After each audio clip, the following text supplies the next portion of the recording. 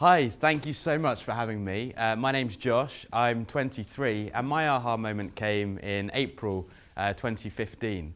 It was shortly after I'd heard this quote by Brazilian playwright and activist Augusto Boal, which said, "It is forbidden to walk on the grass, but it is not forbidden to fly over the grass."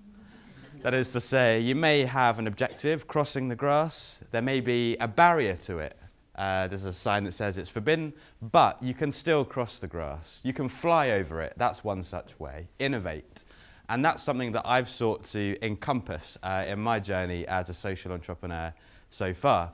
And so in that stead, I'm going to innovate with my presentation style right now and do a Pecha Kucha.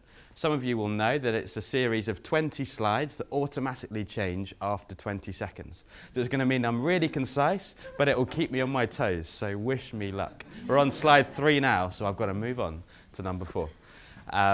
So in terms of my background, I was working in this place, in Parliament, for a couple of MPs and ministers a few years ago, and I really enjoyed what I was doing. But at the end of the day, I was sat writing speeches, writing letters, and I was quite withdrawn from the issues that I was genuinely passionate about. I wanted to engage more with the grassroots. And so that's when I quit and decided to volunteer as a youth worker through an organisation called Year Here, working with young offenders in East London. And what I realised is that these guys and girls were just like anybody else. They wanted to earn money, they wanted to feel valued, they wanted to belong. But they didn't feel as though employment offered them the opportunity to do that. And so many of them turned to their next best or indeed only option to get those things, which was crime. Young people as young as 13 would tell me how they would go and deal drugs and secretly slip the cash they made into their mum's handbag to help her pay the bills. I was frustrated and saddened by this, knowing that 1 in 5 crimes in London are committed by gang members, and that many of these were falling into that. But at the same time, many were leaving school without the skills they needed to enter work. 1 in 4 16 to 25-year-olds in London were unemployed. So there were this galaxy of issues around a lack of motivation and skills to access work, and a galaxy of interventions to help address those kind of issues. But in my view, they were missing out on some core insights which undermined the extent to which they could be fully effective. And so I wanted to develop an intervention that would incorporate those things. One such intervention required something that took young people out of this Bermuda Triangle that they were right in. In our particular area of East London, there were tech centres kind of growing, this prosperity around us. But sandwiched in between were the young people I was working with who had no way of accessing this kind of tech prosperity. So I wanted to do something tech-focused. But secondly, a lot of these existing interventions were missing out on instant gratification. The idea that young people want to learn things quite quickly and see the payment of their results quite quickly too. They want to feel valued. So we had to work on this instant gratification piece. But as well as that, it needed to be a sustainable intervention. There are lots of things around that rely on government handouts or handouts from trusts and foundations. But as soon as that funding dries up, the intervention ends. And the young people's need doesn't end at the same time. Capitalising on a market opportunity ensures that interventions are sustainable. So I had this checklist of different things: income, belonging, self-worth, instant gratification, market opportunities outside of the Bermuda Triangle. And at the same time, I was going through a list of industries that we might be able to upskill young people in. Could we teach them to build websites or to code? And none of them were quite right until I got to phone repair. Does it provide income? Yes, you can make £30 per phone. Self-worth? Well, yes, people really want their phones repaired. It's a big part of their lives. Instant gratification? Yes, you can learn to do it in 5 days, and it takes 45 minutes to conduct a repair. Is there a market? Yes, 29% of smartphones are cracked. Eureka! This was the moment. This was fantastic. This was exciting. But I had a big barrier. How the hell do you repair a smartphone? So after watching many a YouTube video and convincing a global phone repair company to come and help us out, I launched my social enterprise, Cracked It. And we're a social enterprise smartphone repair company that trains and employs young offenders or those at risk of offending to service the 29% of unlucky individuals who have a smashed smartphone screen. And our aim is to support them to move away from crime and towards employment. And so what we do is we are contracted by local government and housing providers, each with a duty to upskill their populations. They commission us to run our training programs on estates across London. We train them to repair several different models of iPhone and lead them towards running their own public repair clinic, where they set the prices, they decide how their teams are organised, and they keep the money they make.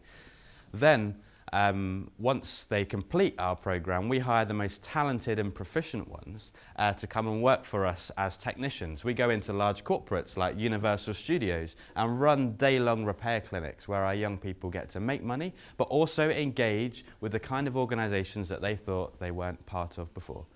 The results have been exciting. We were named London's best phone repair company by the London Evening Standard, and we taught this guy, the leader of the opposition, Jeremy Corbyn, to repair smashed phones. So if he doesn't make it to number 10, he's got another skill that he can fall back onto. The social impact has been really exciting too. 2/3 of our young people have started applying for work, having not done so before. And one such young person who secured a job is Callum here, one of our first trainees, who is now a toy demonstrator at Hamleys, the world's largest toy store. He's having an awesome time, and so am I, and it's because, like, over the last 20 slides, I've been flying over the grass in my communication style. Over the last 20 months of working on this, I've sought to do that. And I seek to do that too in the future as I build Cracked It into a larger organisation and continue flying over the grass. Thank you very much.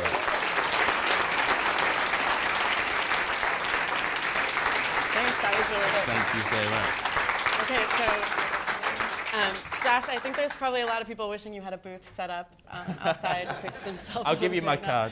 One of the things I really appreciate about your talk is that you acknowledged kind of being surprised when you started meeting young offenders. And from my research in neuroscience of breakthrough thinking, there's also some assumption that gets really challenged and it leads to a breakthrough idea, right? So why were you surprised? Like, what was the surprise there when you said they were just like everyone else?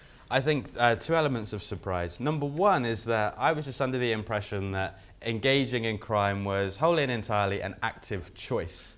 I didn't really buy the argument that they were maybe pushed into it for one reason or another.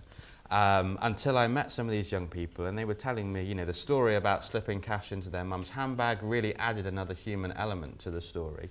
But some who came from Muslim backgrounds said, look, like, I really don't like doing this. I don't like kind of making money illegally, haram money, they described it as. But the only way I can provide for my family is by kind of going against what my God tells me to do. And that's really, really a sorry state of affairs. So that's one thing that surprised me. But a second thing is that these guys and girls are pretty good when it comes to business. Like, if they're dealing drugs, for example, they're great at networking, they're great at finding new clients, they're great at sales, they're great at employing staff, they're great at managing their money. And so one of the things I really wanted to do was find a way of like harnessing some of those like entrepreneurial skills they were using negatively and help displace it and use it in a more positive way. And it surprised me that we've actually been able to do that. Good. I want to ask you about government because you loved government. You know, it's actually well, really. I was a Liberal Democrat, so it didn't go so well. Okay, so it's a little depressing. So you know, so many of the solutions social entrepreneurs are working on. In order to get to scale, government has to be a partner. So to hear that someone that was working with government was excited about doing that, decided like I can't be in government anymore, is actually a little bit depressing. So. Like, why did you give up on government, or have you given up on government? I definitely haven't given up on government. I mean, I left, but I'm convinced that the government has a really important role to play, like in this space. In my view, one of the like key roles government can play is as an enabler. You know, we've just talked about the importance of insight. I'm not convinced that government has all of the insights. The insights are on the ground. They're with people who have experienced issues directly, you know, as Kennedy was explaining, or people who have like put themselves in positions where they can more easily empathize with people facing social challenges, like like I did. And so I think government has a really important role to play in empowering people like Kennedy or I and the rest of us in this room to get those insights, to harness them, and to design solutions with the communities that we're seeking to work with to kind of generate social impact. So there's hope. Yeah, there's absolutely hope. In the age of Brexit and Trump, there is hope. Okay, so let me ask you, so Cracked It right now has worked with 63 young offenders, is that right? It's still really new. Josh is the only full-time employee. What has to happen next to really become like a system level change in terms of how young offenders are engaged? Like, can Cracked It do that? Well, we're trying. So, I mean, there's kind of two things that Cracked It needs to do to have a kind of more system-based impact. One is just grow. It's just me right now. We're just about to hire a second member of staff. And we need to be working with more corporate organisations with whom we can partner to go in and run our repair clinics. As we do more of those, I think we'll be able to kind of have our fingers in more pies and more people can work out what we're doing. Crucially, see that young offenders or those at risk of offending have something positive to offer. But secondly, we're learning so much through working with these young people, and we want the decision makers in government to realise what we're doing and to use it to inform policy. And we've started to make some moves on that. So we're members of the Employers Forum for Reducing Reoffending, which is a Ministry of Justice administrated body. We sit alongside like national employers where we feed into policy discussions about how government can best empower businesses and other organisations to take on offenders and help change their image. So we think that by kind of working at the bottom upwards, but also trying to start at the top and work down, somewhere in between we're going to get to a point where we're best poised to have that system-based impact. Spoken like a true social entrepreneur. And politician, yes, maybe. And politician. Okay, so last question.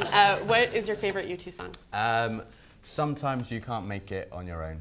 It's my favorite one. Good one. I don't know that one. Okay, thank you, John. Thank you.